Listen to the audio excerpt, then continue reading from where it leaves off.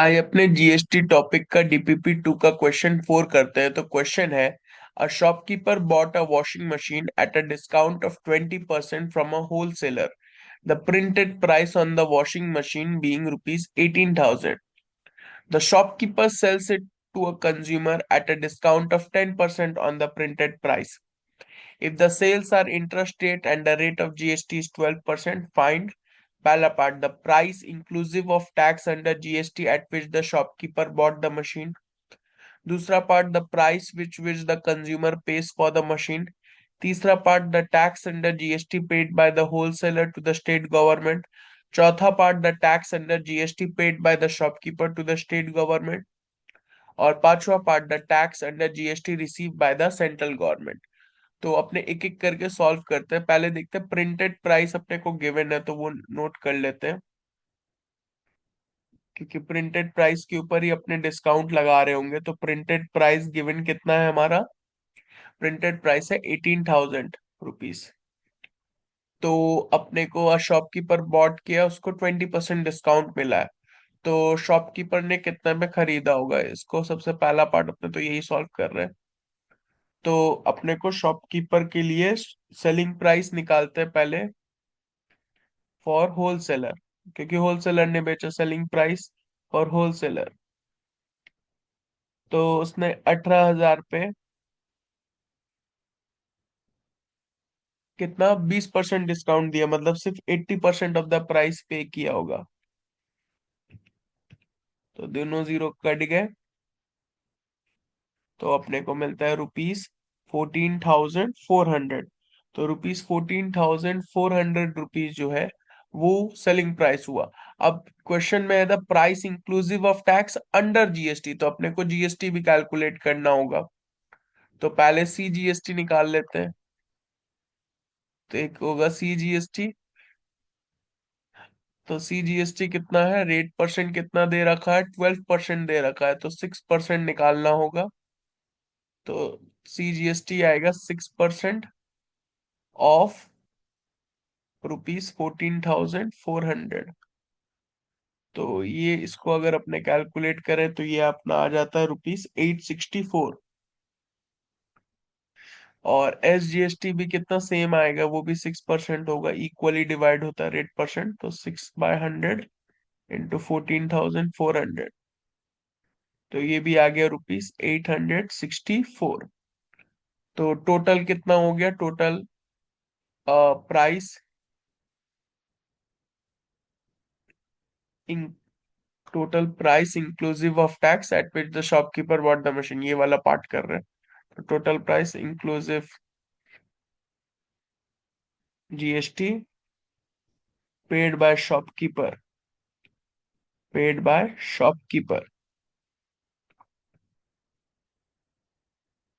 तो ये हो जाएगा अपना रुपीज 14,400। उसने जो इनिशियल सेलिंग प्राइस जो था, फिर सी जीएसटी 864 और एस जीएसटी 864, तो ये टोटल पे किया होगा। तो ये आ जाता हम लोग का रुपीज 16,128। तो ये हम लोग का फर्स्ट पार्ट हुआ। सेकंड पार्ट क्या बोल रखा है कि the price with which the consumer page for the machine. अच्छा, तो कंज्यूमर को शॉपकीपर ने फिर से 10% डिस्काउंट दिया है। तो पहले कंज्यूमर के लिए कैलकुलेट करते हैं। तो selling price for shopkeeper, shopkeeper ने कितना में बेचा है? तो शॉपकीपर ने देखो 18,000 पे जो प्रिंटेड प्राइस था उस पे सिर्फ 10% डिस्काउंट दिया, तो मतलब उसने 90% इसका चार्ज किया है। तो इस पे हो जाएगा, उसको कितना पे करना पड़ेगा, अराउंड 16,200। तो 16,200 रुपये इस पे दिया है। अब इसके ऊपर भी कंज्यूमर ने जीएसटी भरा होगा, तो इस पे भी अपने सी जीएसटी और एस जीएसटी ऐड करते हैं। तो इस केस में सी जीएसटी कितना होगा, वापस रेट परसेंट फिक्स है 6%, और इस बार कितने पे चार्ज होगा, 16,200 पे। तो ये आ जाएगा हम लोग का 972। अब फिर SGST भी होगा, ये भी 6% है, 16,200 का, ये भी आ जाएगा 972। तो अपने को मांगा क्या था? The price which the consumer page for the machine, price which consumer page. तो कंज्यूमर पेज का प्राइस आ जाएगा अपना, टोटल कितना आ जाएगा?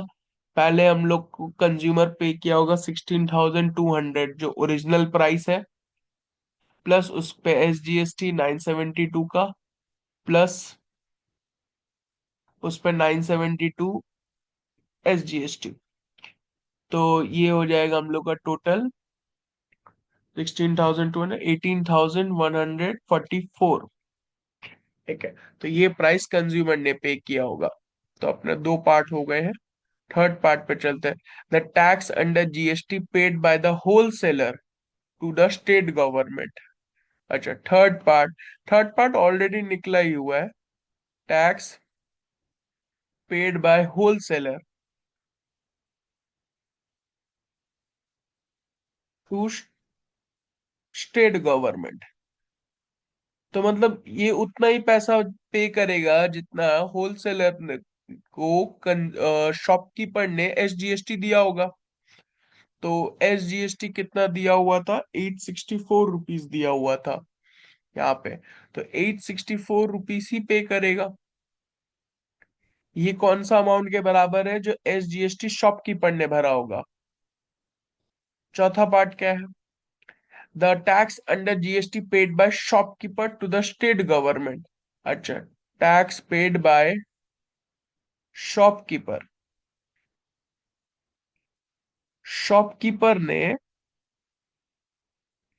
स्टेट गवर्नमेंट को कितना दिया होगा? अब शॉपकीपर हो जाता है इंटरमीडिएट। जब भी इंटरमीडिएट हो जाता है तो अपने वापस से output GST minus input GST करेंगे। तो यहाँ आउटपुट GST वो GST होगा जो कंज्यूमर ने शॉपकीपर को दिया था। वो था हमारा 900 एंड कितना, 972 था ना, 972 रुपीज,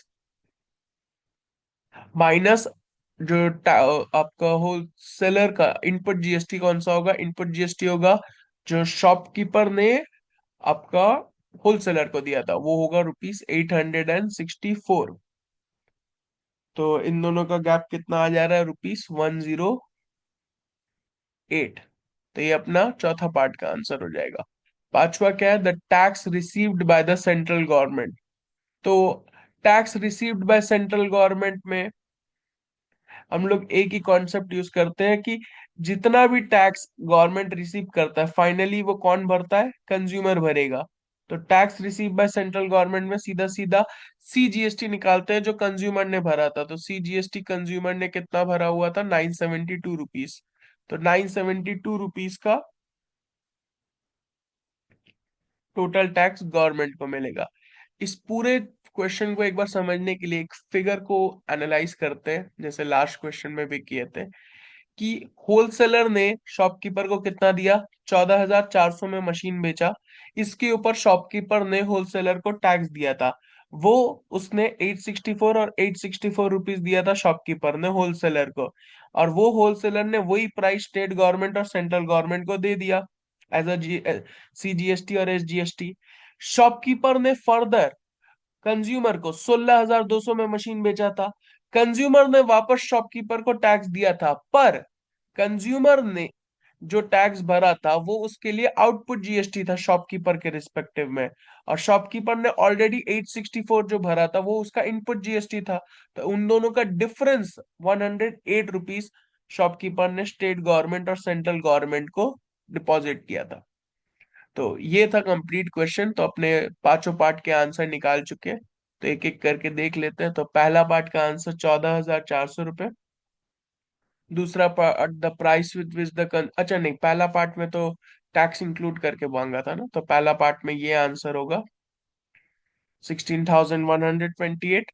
दूसरा पार्ट में shop total amount price which which consumer page था वो था 18,144। फिर तीसरा पार्ट टैक्स पेड का आंसर था 864। चौथा पार्ट का 108। पांचवा पार्ट का 972 रुपीज। तो ऐसे अपने पांचों पार्ट के क्वेश्चंस को सॉल्व कर लिया और उसको एनालाइज किए क्वेश्चन में क्या क्या चीजें थी।